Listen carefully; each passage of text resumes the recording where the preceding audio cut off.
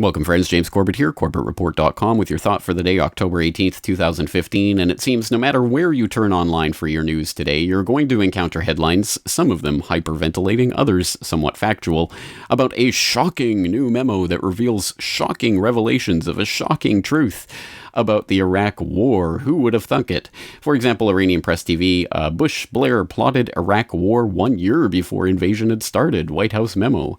Or the Orwell Big Brother Corporation here, Tony Blair will help U.S. on Iraq, 2002 memo says. Iranian NDTV, former British PM Tony Blair committed UK to Iraq War year before invasion, report. As I say, this is hitting a lot of different news outlets today, but interestingly, unbelievably, the best coverage, by far the most detailed coverage, and I believe the coverage that this all sources from, is the Daily Fail, yes, the Mail on Sunday, which I believe broke the story. Smoking gun emails reveal Blair's deal in blood with George Bush over Iraq War was forged a year before the invasion had even started. Leaked White House memo shows Prime Minister's support for war at summit with U.S. President in 2002. Bombshell document shows Blair preparing to act as spin doctor for Bush, who was told the UK will follow our lead.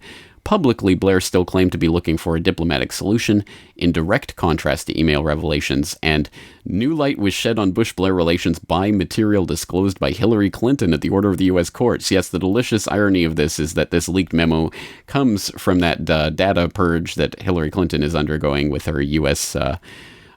State Department private email brouhaha.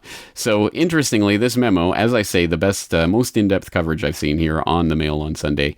Lots of coverage, including a line-by-line breakdown of what this memo is talking about and what it means. But the actual memo here, let's take a look at it. On Iraq, Blair will be with us should military operations be necessary. So keep in mind, this is April 5th to 7th, 2002, a meeting at Crawford Ranch between Tony Blair and President Bush at that time.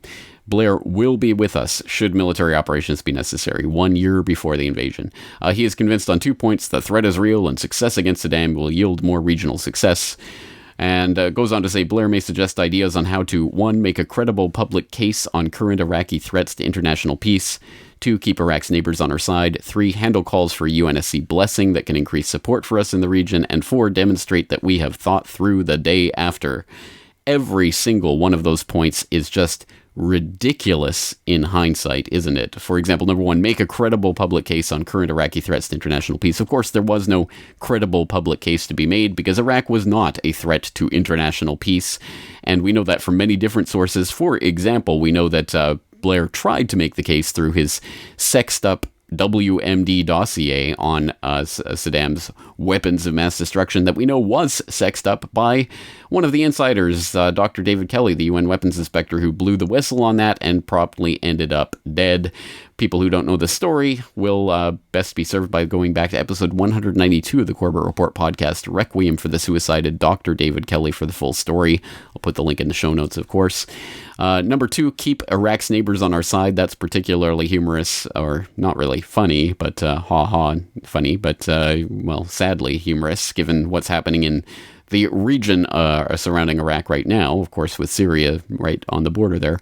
3, handle calls for UNSC blessing that can increase support for us in the region. Well, of course, there was no UNSC blessing, and Kofi Annan, who was then the UN Secretary General, came out to say that the Iraq invasion was illegal, and then, of course, the UN offices in Iraq at the time were bombed. So that's how they roll. And then 4, demonstrate that we have thought through the day after.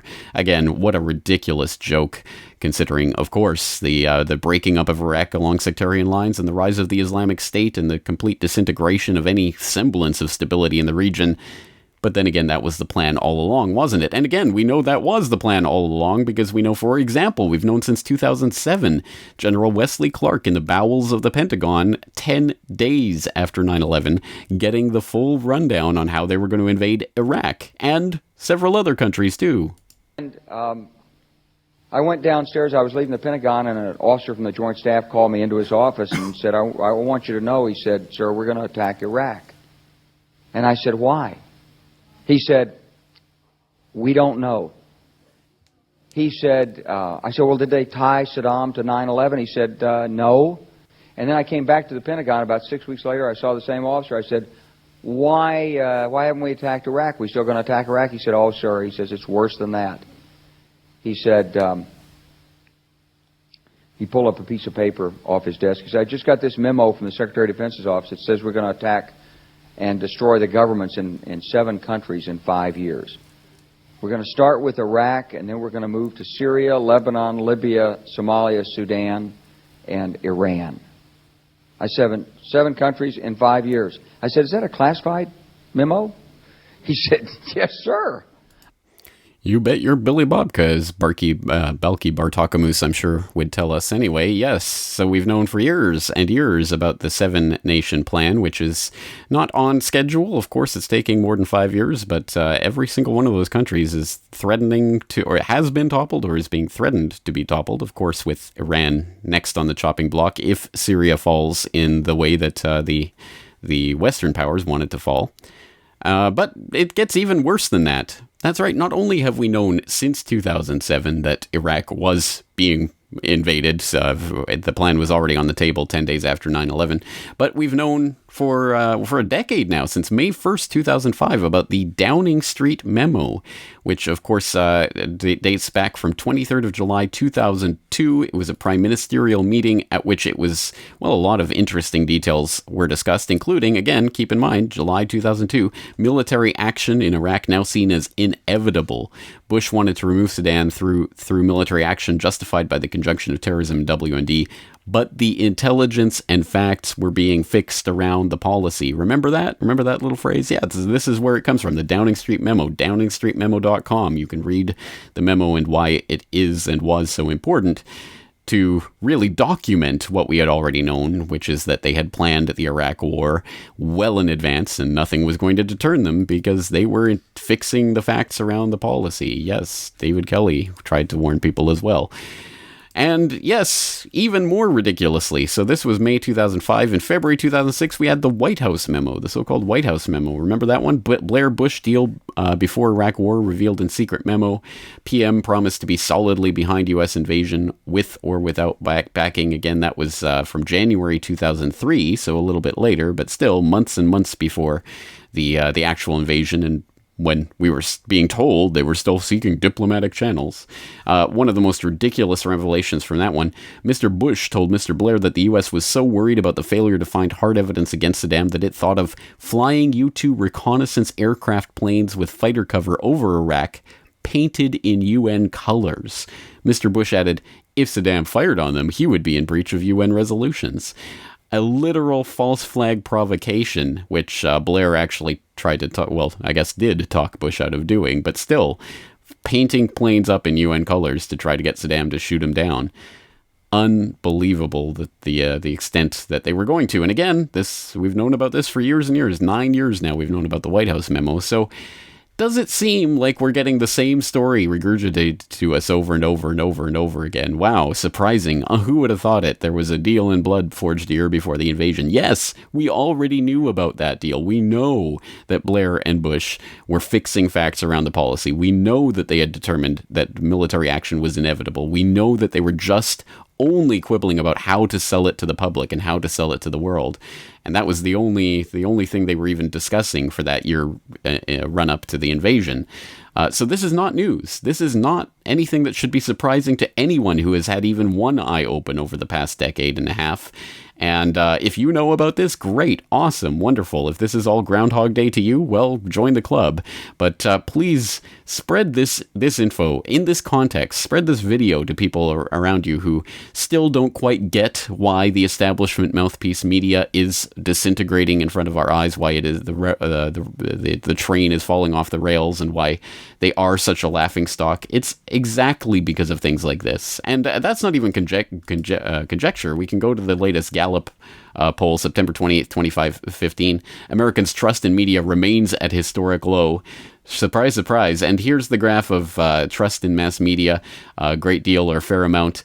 Well, back in late 90s, early 2000s, you had the peak at 99, and around the peak after 9/11 and in the Iraq war run-up, you had 54%. And then the Iraq war invasion happened, and wow, wouldn't you imagine that? It just suddenly dropped 10%. Wow, people just suddenly stopped trusting the media. I wonder why, if there's any relation there with what happened in Iraq.